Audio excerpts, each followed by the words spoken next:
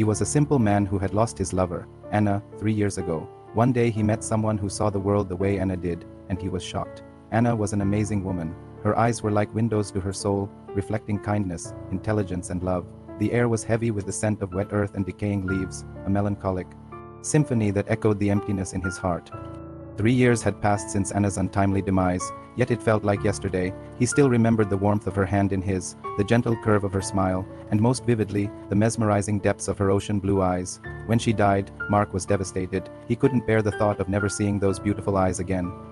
But Anna had made a decision before her death that defied Mark's wildest dreams. He explained that he was simply paying his respects to his late wife, Anna, and that he visited every year on her birthday to tell her about his life without her. "I knew Anna," she whispered, her voice thick with emotion. "We were best friends.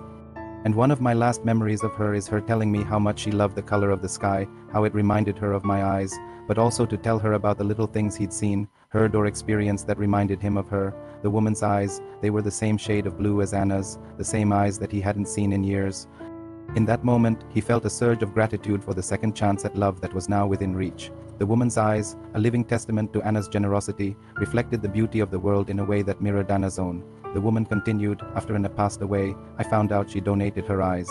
I never knew who the recipient was, only that it was a man. And now here we are." It was his way of feeling connected to her even in her absence. He spoke to her as if she were there, sharing stories of their friends, the changing seasons, and the mundane details of his life. "Thank you for keeping her memory alive." Sometimes it felt as if she were listening, and in those moments, the pain of her loss would lessen. Just a bit. The sky was indeed the color of her eyes, and now it was reflected in the eyes of the woman who was a part of that very sky. Today was Anna's birthday, and he had a story to tell her, a story that he hoped would have brought a smile to her face if she were here. It was a rainy Tuesday afternoon when Mark visited the cemetery. As she drew closer, he noticed the kind eyes that now regarded him with a mixture of sympathy and understanding. "I'm sorry," she began, her voice soft like the rustling of autumn leaves, "but I couldn't help but overhear your story. It's a beautiful one." As he stood by her grave, a single tear escaped, tracing a path down his wrinkled forehead. It wasn't just grief that brought him here.